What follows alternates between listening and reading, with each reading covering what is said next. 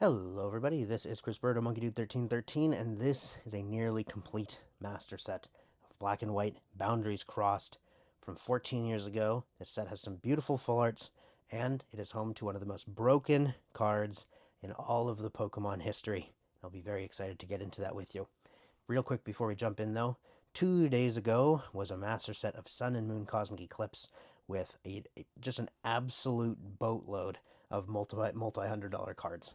So ADP and the not officially named Lilies, Solgaleo and Lunala, and the Ends, Reshiram, and Zekrom, etc. Incredible cards. If you're into tag teams or you're just into incredible Sun and Moon arts, I'd absolutely recommend you check out that video. But let's not digress too much. Let's get into Boundaries Crossed. This Blastoise is here because this is the deck exclusive version of Deluge Blastoise from this set. Non-holo, kind of interesting on its own, but I like to keep that in the front of this binder because it doesn't technically belong here, but it's close enough. Let's get into the set itself. So, at this time, sets were still fairly small. This main set had 149 cards, and End of Sun, Moon, and Sword Shield sets ended up having almost 300 cards. So, and that's just the base set. That doesn't even include all the secrets, of which there were far too many. But smaller set, which is kind of nice, very nice for collectors, but they still managed to jam some meta-defining Pokemon in here. So, first I'd like to pull out the Celebi EX. I like to call this one specifically Onion Head, because I know even though Celebi is the Onion Fairy Pokemon, this one just does way too much. This is definitely a 5-head Clefairy, or a 6-head maybe, and there's a lot of Onion going on here.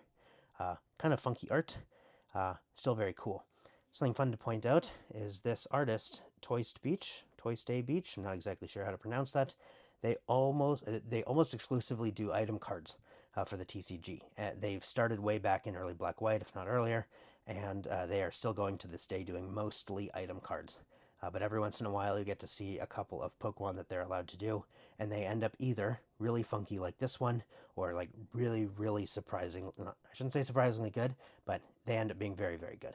So, interesting. If you're interested in that artist, definitely go check them out. They have mostly items, but some really nice Pokemon in there. Alright, moving along into the fires already. This set has a Charizard. However, since we opened a bunch of boxes of this back when they came out, we had a bunch of extra of these Charizards, and so I don't need to pull out the Charizard binder to bring them out for you. We just kept multiple copies and left one sitting in here. So, nice. Very good. You'll see there's a lot of starters in this set. Emboar, Charizard, Serperior, etc. That's just kind of how a few of these sets went. Alright, next up, here is the Blastoise that we were talking about earlier. This Blastoise is the holo version that came out of the set. Nice card. Card is very expensive, and this card was the basis for multiple overpowered decks at the time. No surprises that when you give Rain Dance into a deck with a ton of supporting trainers, you're going to have some good times. So back in the day, there was a black Kirami X that for way too many energies, you could do 200 damage and discard 3 of the energies, I believe, and one-shot most stuff. And this was the main support for that. And then, of course, if you pair it with one of the cutest Squirtle cards of all time, where it has Shell Shield, as long as this Pokemon is on your bench, prevent all damage done to it, now your basics can't easily be knocked out by other decks that were available at the time that did a lot of bench damage. For example, the Plasma TDK deck, a multiple of the cards available, also did damage to the bench. And then the Landorus EX, as broken in the TCG as it is in VGC. Landorus would torture people who tried to set up. So, Squirtle with a bench barrier of some sort, very nice. So cool. Blastoise, Squirtle, incredible support line, and good stuff. Let's keep on going through the sets. You will see one of the first cards we are missing. So usually when we're missing cards, we're either missing one of the big boys, or we're missing some reverses. In this case, we are missing the Holo Keldeo, and it sits right next to the non-holo Keldeo. Why we're missing it is we just haven't found it at card shows yet. Not all that difficult to just go buy one online. It's only a couple of bucks, no big deal, but we're trying to do it mostly organically, and this one has not appeared at card shows yet. So, that is how it is. I've alluded multiple times to a meta-defining card, and here we are with Keldeo EX. So, in the TCG at the time, there was a card called Hypnotoxic Laser, and it was a trainer card you could play from your hand, and your opponent's active Pokemon would be affected by special conditions based on some coin flips.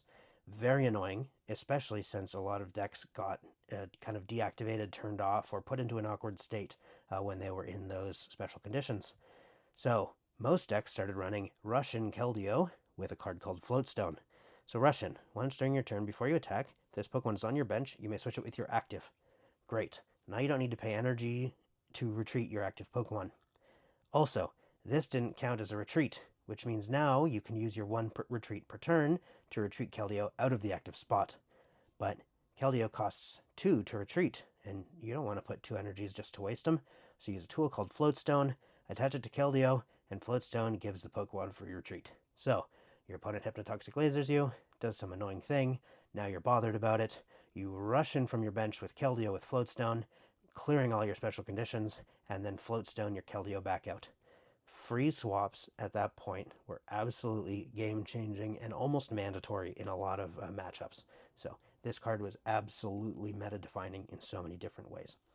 Absolutely lovely card, and it will give a lot of people who played at the time either a sense of safety and relief that, well, you know, the world can't be that bad if I can just Keldeo Floatstone my way out of it, or it'll give you PTSD because you liked playing Hypnotoxic lasers. I will let you choose which of the two camps I fall into. I played TDK. Alright, moving right along. We'll keep going through the base set here. Beautiful Cresselia EX half art. A lot of these cards people don't even really know exist, because even though it's not part of the quote forgotten era, which is the Diamond Pearl through Heart Gold Soul Silver, this is on the tail end, right after that. And so we were starting to ramp up back into Pokemon being popular again, and not a lot of people collected cards from these sets. Alrighty, so let's keep on keeping on. Get up here into another meta-defining card. I mentioned this earlier, Landorus EX. Look at that first attack. For 1 fighting energy, 30 damage to active, 30 damage to one of your opponent's bench. You know, it sounds solid, you know, for a basic EX with 180 HP and a decently solid 3 energy attack. Why not throw a really powerful split damage attack onto it? Sure. So we throw that out there, and then we find out that a lot of other good decks are weak to fighting. And so now you're actually doing 60 plus 30 to the bench, and then we have a few item cards that boost the damage coming out of your actives, and it was not uncommon to see this Landorus doing over 100 damage on turn 1 with a single energy. So this guy, like I said before, as prevalent in the TCG as he was in VGC for a time, very, very good. And you didn't even need to put a choice scarf onto this one. Nice. Absolutely love that card. Yet another meta-defining card from this set. Special shout out, Ricky, we got the nice Caesar in here. Moving right along, Black Kyurem and White Kyurem EX. This is not the Black Kyurem I was talking about. That one came out of Plasma Storm, I believe. But these ones didn't get a ton of play. Still solid cards though, not bad. Nice, nice Hollow Ditto there. And let's get into the trainers now. Alright, so Pokemon really knew what they were doing. This Skyla, not only did it feature an attractive female that people were interested to get their hands on back in 2012, but this card was very, very powerful. So not only would you get it for the picture, but you'd also get it for the text. Search your deck for a trainer card, reveal it, and put it into your hand. So Skyla, very powerful card. Basically smoothed out any of your turns. If you needed Hypnotoxic Laser this turn, you could find it. If you needed Floatstone, you could find it. If you need whatever tool piece you need, Skyla can help you get it. Nice. Every deck loves maximal trainer consistency, and Skyla really helped with that. Alright, so the grand reveal for this set, and as you may remember, sets like these are smaller, so the grand reveals aren't that big, but this one is actually a surprisingly large grand reveal. Not just for broken cards like the computer search, but also full art trainers, some of the earliest full art trainers to ever exist, and just some really nice secret rares here. So let's go through and take a look at these guys. Computer search. This was a reprint from base set, where computer search had basically the exact same text. Discard 2 cards from your hand, search your deck for a card and put it into your hand, shuffle your deck afterwards. Do you notice anything majorly different between this computer search and the one that was printed 13 years prior? Well, surprisingly, not much has changed. But what is surprising is that what changed is what made it worse. And so when you have a card as powerful as Computer Search, that you would run 3 or 4 in most decks, because the being able to search for literally anything is powerful. Now you make it so you can only have 1 in your deck. Limiting it to 1 was still not enough to keep it out of decks. This card, absolutely broken, very, very powerful card, was in a grand majority of decks as the lone ace spec you could run. You can only run 1 ace spec. You have a lot of cool ace specs, but Computer Search, when Computer Search is an option, when are you going to run Crystal Wall, for example? All right, but you guys aren't here for the meta talk. You guys are probably here for some of these beautiful full art Pokemon. Full art Onion Fairy here, Celebi, very nice. We got this one from Wolf Den, a vendor here in the Bay Area. Absolutely fantastic guy, always hooks us up with good cards, sources some amazing stuff. Very happy we could do some deals with him and end up with this Celebi. All right, Keldeo EX.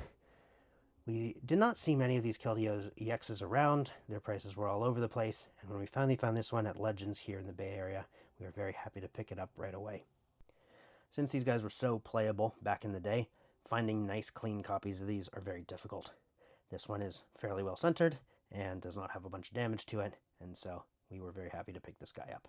Also beautiful art, one of the better arts for Keldeo that I've ever seen. Moving on, Cresselia EX. This one we had from back in the day. We actually didn't open all that much of this set. So we have, quote-unquote officially started buying a significant amount of product back in Black, White, Dark Explorers, which was only a set or 2 before this one.